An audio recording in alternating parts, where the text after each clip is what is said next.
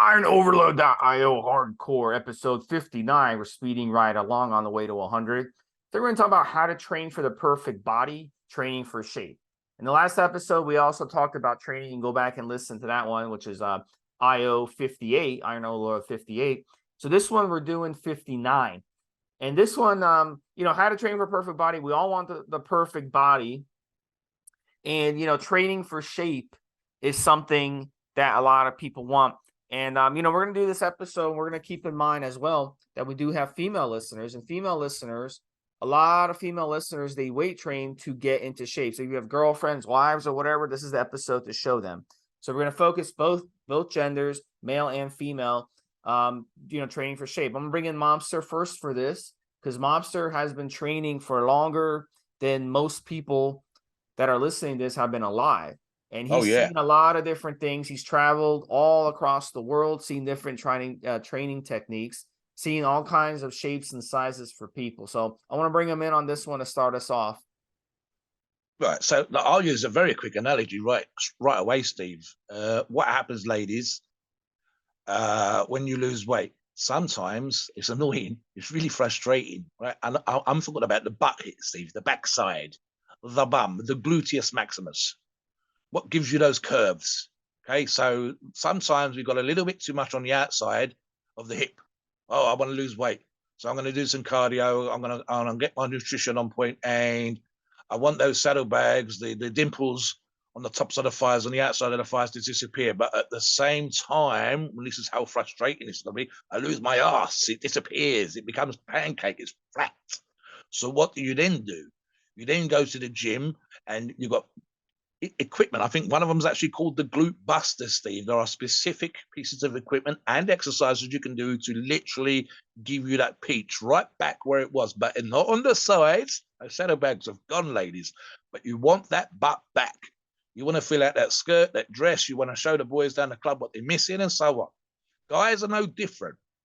If you got the kind of young men, especially that might be listening to this podcast, wanting to fill out their shirt, wanting their arms just to pop through on the t-shirt or the short sleeve top shirt or the dress shirt that they're going to wear down the club. They want a little bit of tricep in. They want to know that you can see that they've trained, right? So that's pretty much everyone.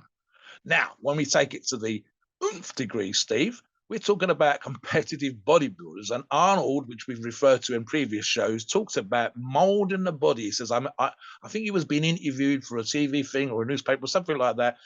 And in order to make it sound more than it was and to promote the sport, he talked about being his own sculptor. He says, if I want my arms to be bigger, I slap a bit more clay on, a little bit more muscle. If I want my shoulders to be wider, I put a bit more clay on. If I was a sculptor, that's what I'd do. If I'm a bodybuilder, and I am, then I train to make my shoulders look wider by adding muscle to my delts. So the thing of it is, and I think I said this in the pre-show to Steve, pretty much every single person that's ever trained ever does what we call a whole body routine. Probably, I would say 60-70% of our listeners at least, Steve, have done a whole body routine, which pretty much means you train everything. You train back, you train arms, you train shoulders, and so on and so forth. At some point, you kind of get into that. Do you know what? I like the fact I'm bigger and stronger and more muscular. I like the fact I've got the hard body thing going on. I like the fact I feel better because my nutrition's on point. But god damn, boy, if I could make my waist look a little bit smaller, just trim down my obliques, that my waist looks smaller, my shoulders look wider, my chest looks fuller, just from trimming down my waist. But what about if I can't trim down my waist? Maybe I'm doing too many deadlifts, so perhaps I should change that exercise and do a little bit more volume and a little bit less weight, so that my obliques just shrink down a little tiny bit. But I could also work on the outer head of my delts. Now I'm body shaping. Now I'm body sculpting. Now I'm training for shape. Now, that might not necessarily be the healthiest. I'm sure there's a few physicians out there, medical doctors and whatever, I said blood pressure could be better because you're training so goddamn hard. He's having to force food down to get more muscle on. Dieting at 1,200 calories if you're a lady just to get rid of them saddlebags. It's not necessarily lovely with the old body dysmorphia here, Steve. What people might not arguably call the most healthiest pursuit, but goddamn, you look good. Your shoulders are wide, your waist looks small. You can even do a thing sometimes where you almost have to bring your triceps and your biceps back up, Steve, because your arms are a little bit thin hanging down from those big delts. And so the whole body sculpting, body shaping thing becomes a thing in and of itself. I would actually argue, Steve, that they're probably more a bodybuilder at that particular point because you're body shaping, bodybuilding, muscle adding than at any other thing. I consider myself way more of a strength athlete than I do a bodybuilder. And yet, if my fairy godmother waved a magic wand and gave me a six pack, fine. Thank you, Nanny. I would take it. It's not a problem. If my waist got a little bit smaller, my shoulders got a little bit wider, right. And in some perverse kind of way, even though I consider myself a strength athlete, I'm quite happy for the bonus of muscle tissue, a bigger arm, a broader back. It doesn't bother me in the slightest. There's a little bit of a bodybuilder still in me. But for the majority of our listeners, Steve, it's as much about the shape that they present to the world and how they feel about that shape, and therefore body sculpting and body shaping, as it is for me about being a strength athlete, being able to move big weights. What do you think on that subject? So let's start with what are people. I wanted, as you were saying that, Mom, so I kind of came up with, kind of merged what I wanted to talk with on the pre-show. But like, you ever walk into the gym and you look around and see what people are doing, and you notice, I don't want to be like an asshole, to say this, but I'll say it. You'll see a fat person who has a lot of body fat on their frame, which by definition is a fat person. They are on the ab machine or they're doing crunches. They think if I do abs and I do crunches, I'm going to lose my body fat around my stomach. So with men, where do men store excess body fat the most? Stomach, right? Women tend to store body fat in the stomach as well, but also the thighs, other parts of their body as well. And women, by nature, are going to hold more body fat than men. One of the reasons, obviously, is because they childbirth. So, of course, they're going to hold more body fat than men. So, for a woman who's 15% body fat, that's really low. For a woman who's 15% body fat, but for a guy, that is not low. That's you're not going to be able to see your abs and et cetera, et cetera. So let me get that out of the way first. But when it comes to that, we see people, they think, oh my God, if I work, I've got, a lot of fat on my arms. If I just work my arms, the fat will burn off. Or if I got fat around my stomach or around my thighs, if I just work my thighs or work my stomach, it's going to burn off fat. That's a mistake. That's not going to get you the perfect body. You've got to lose the body fat first. So before we even get into episode 59, we got to realize that. So if you're sitting out there listening to this, it can be done. Losing body fat is possible, but you've got to lose that body fat first before you even worry about doing ab crunches and working your abs and doing stomach vacuums and all these beautiful things that we do to show off our abs and get our abs popping. You got to maintain a low body fat. So if you're listening to this and you're fat, you've got excess body fat. If you're a man and you're over 15%, let's call that fat. If you're a woman and you're over 20%, let's call that fat. Okay? Because you got to get under that to start seeing abs. So, right? So if you can't see your abs, let's call that you've got too much fat on your frame. Okay? So before you even waste your time doing ab crunches, you got to lose that body fat. You got to lose total body fat around your body. And the thing is, your stomach fat for a man is going to be really, really hard to get rid of because that's the last place your body wants to store fat. So you can not even have fat. You can pinch yourself all over your body as a man. You're like, I don't have fat on my calves. I don't have fat on my arms. I don't have fat on my shoulders, but I have fat on my stomach. Well, that's because you still need to lose more body fat.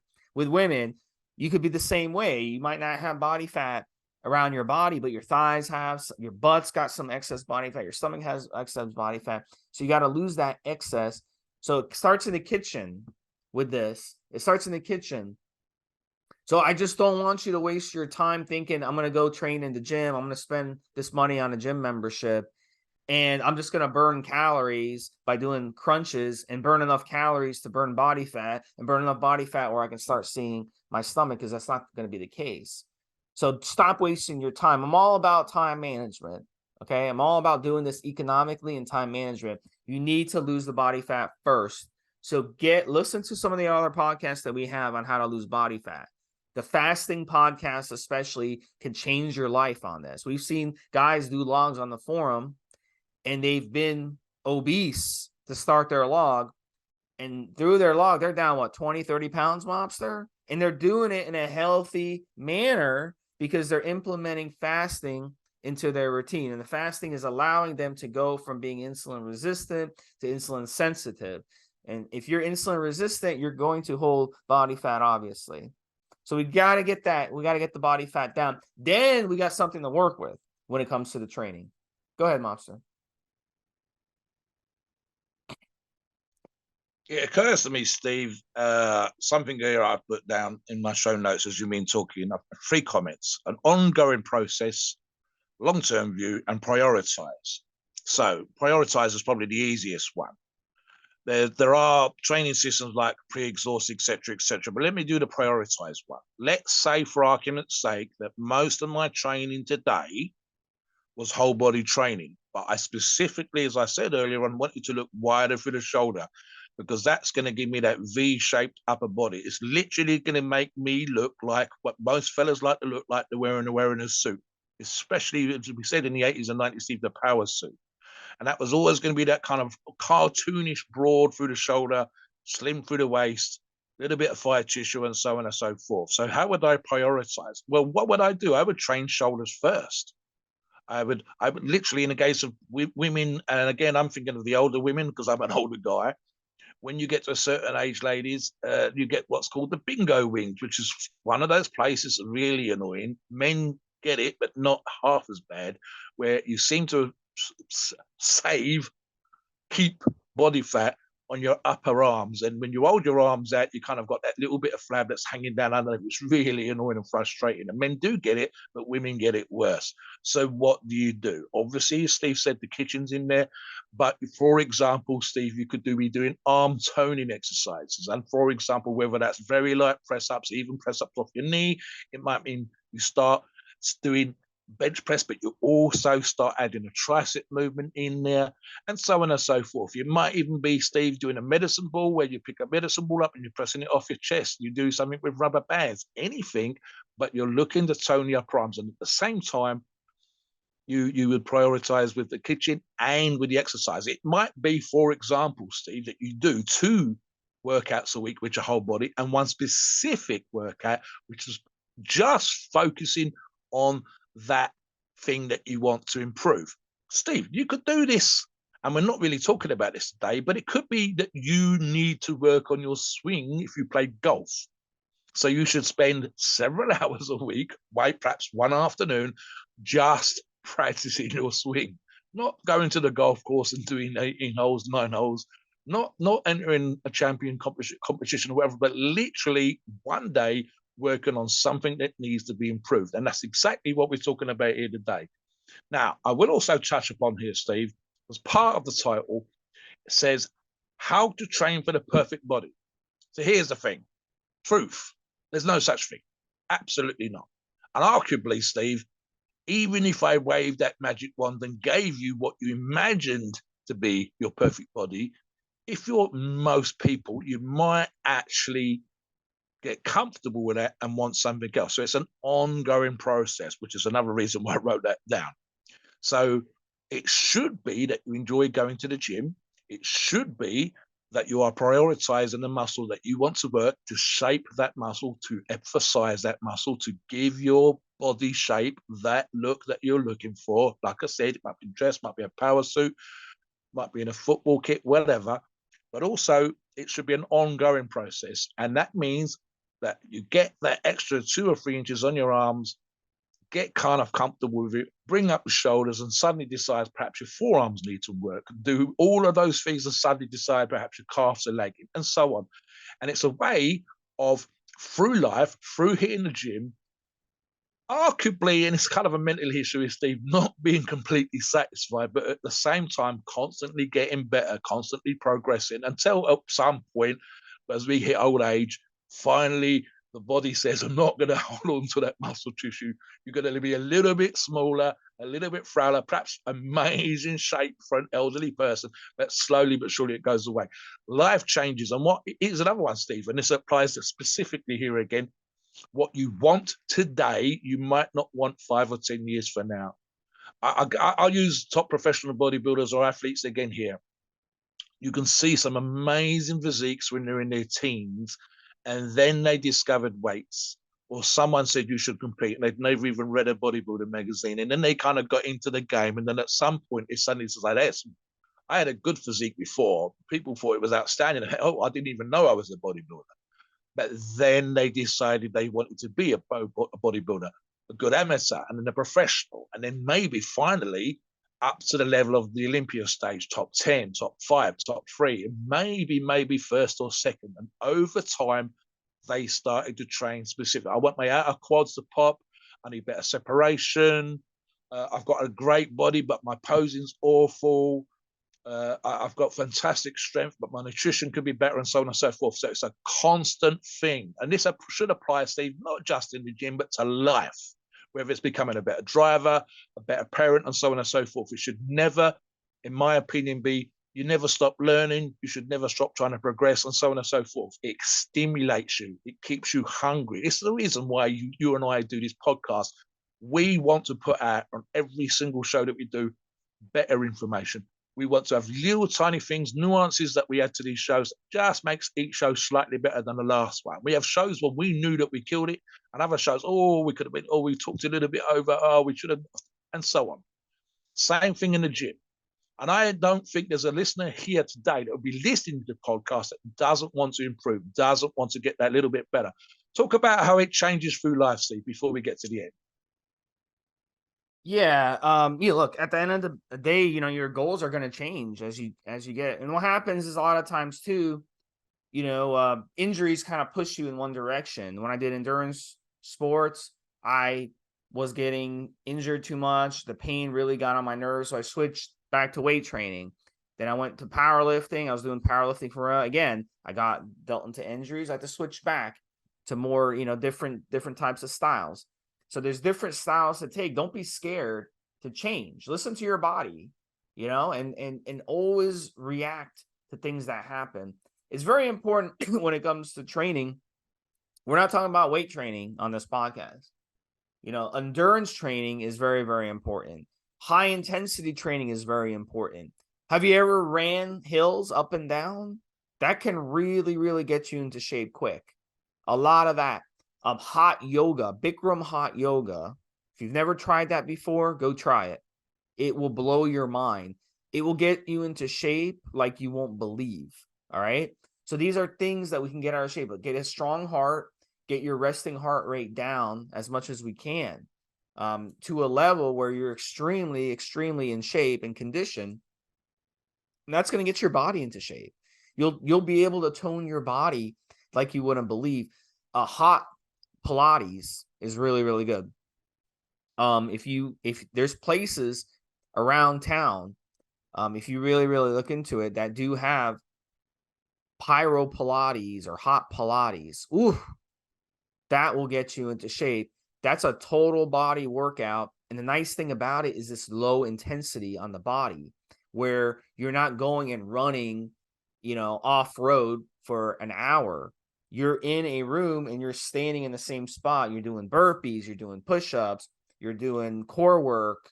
It's in a hot room. You're sweating like crazy. That will get you into shape like crazy, and it's low intensity. So that's what I transitioned to when I started getting a lot of injuries to my legs, the plantar fasciitis, the shin splints, all these injuries that you experience on your legs when you're pounding as a runner. And it's not easy. I once ran a half marathon. I actually started the half marathon with an injury to my legs. By the end of the half marathon, injury was gone. So it's like it numbed the injury running a half marathon.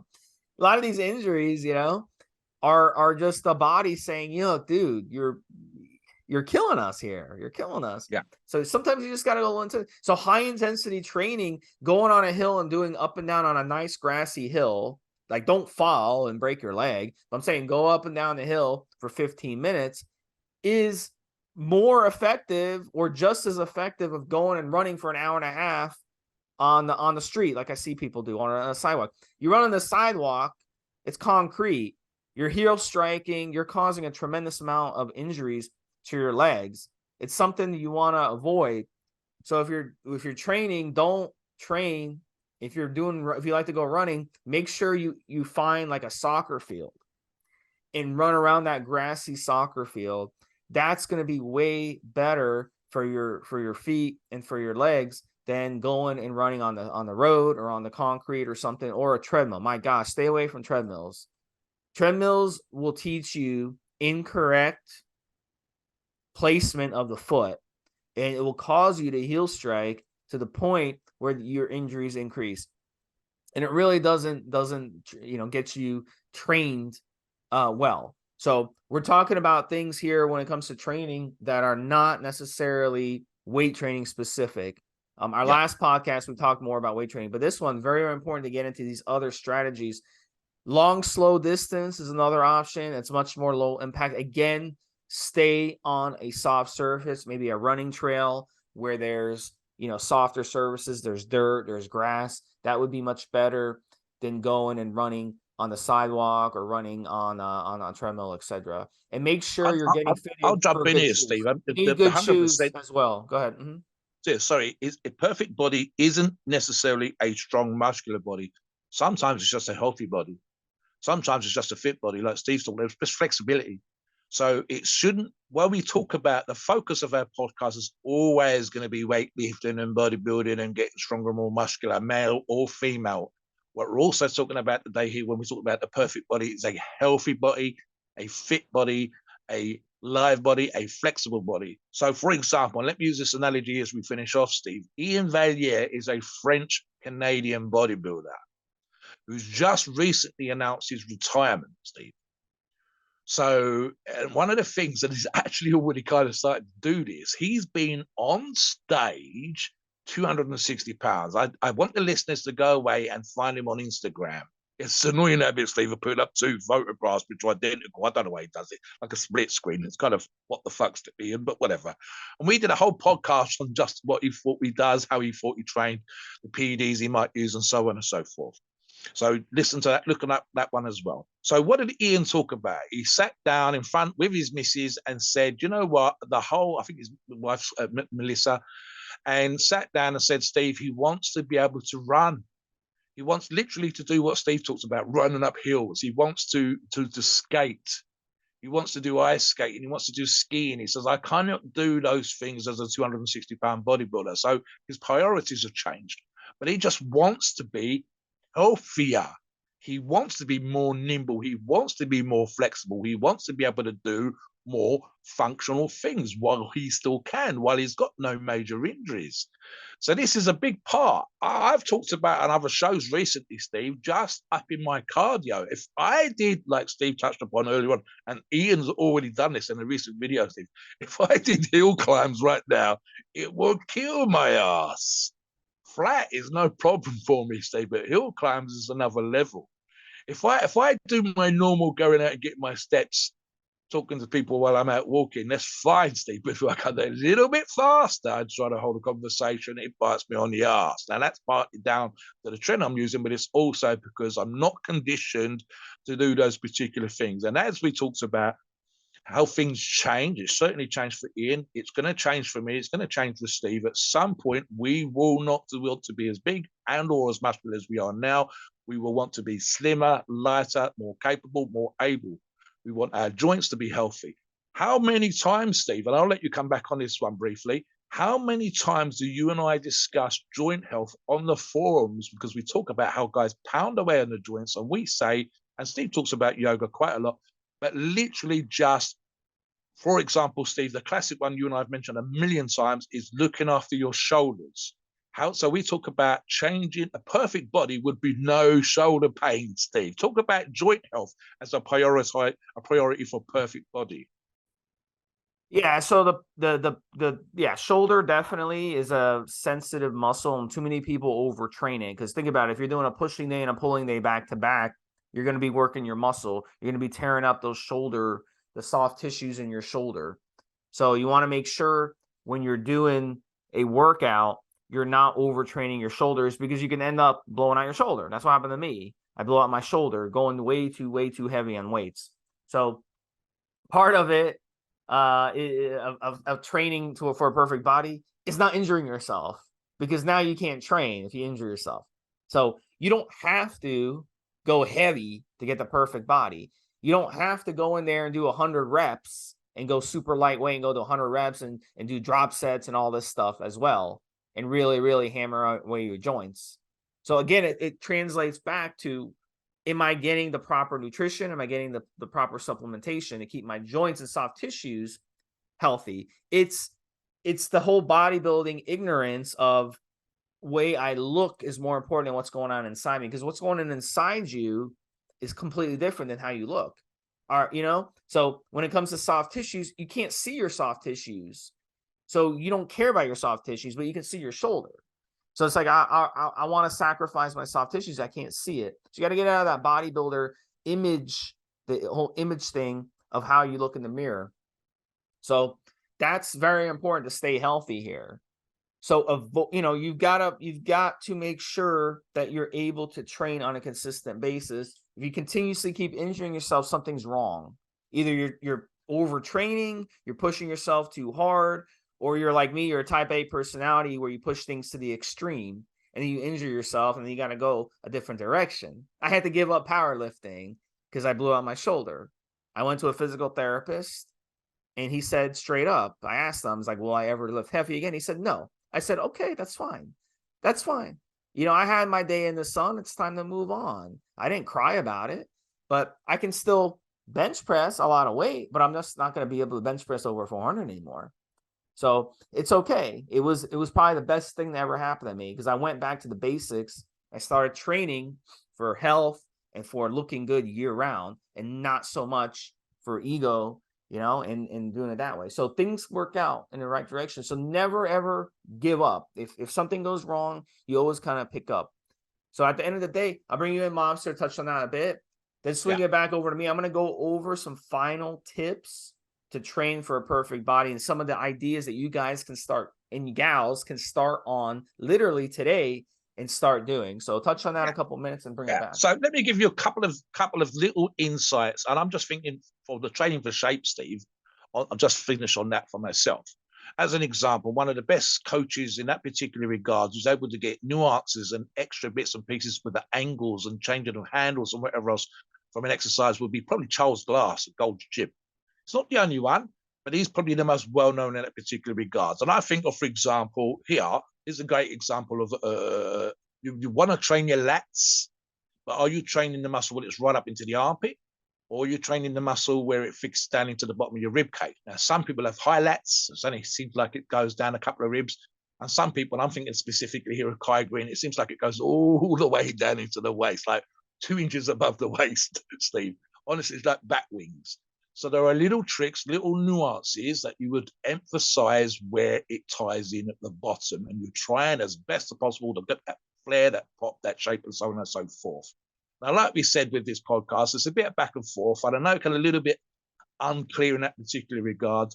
Body shape isn't necessarily super healthy, but at the same time, a lot of us are going to the gym because we want to look a certain way. But ultimately, the perfect body is flexible, feels good, is hopefully the right shape that we want to, is able to do a bunch of things, is able to go around, run out and run a mile, is able to digest every single food you put in front of it, and so on and so forth. Now, and I will touch on this last thing, Steve, before you come back in. There's no such thing as a perfect shape, and there's no such thing as a perfect body.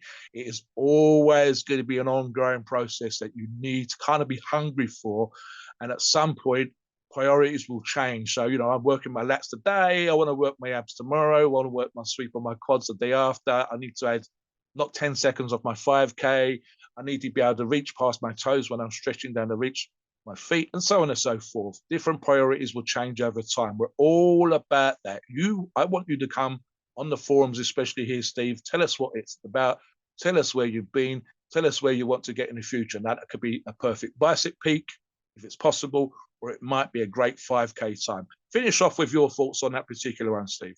Yeah, so final strategies here. You want to build a perfect body with training.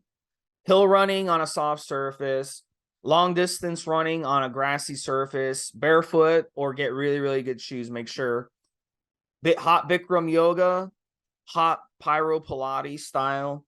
These are really, really good strategies that you've probably never tried before. So you can literally not even step foot in a gym, but set foot in a class setting or outdoors and build a really, really good body with those 4 things I just gave you. And you can literally just train that, just do kind of a split routine where you're doing those 4 things, and that will get you in really, really good shape.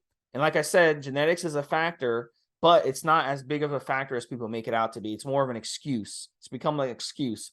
I see like every boomer out there with every type of medical condition, those bitches, oh, it's my genetics, it's my genetics. No, it's not your genetics. It's that you eat like shit. So make sure, go check your kitchen, your refrigerator, or pantry right now and look at all the junk food in your house and get rid of it and start eating healthy. That's going to be the step 1 of building the perfect body to train. You're not going to be able to train those 4 things I just gave you if you're eating shit all day and then you go train. You're not going to have any energy. You're going to be throwing up. Okay, so make sure you eat good throughout the day. This is pushing your body in the smart way. Don't push your body the dumb way. All right, Mobster, take us in the disclaimer. Great show, Steve. Please note, we are not doctors and the opinions are ours. It is our view and based on our experience and views on the topic. Our podcasts are for informational purposes and entertainment only. The freedom of speech and the First Amendment applies.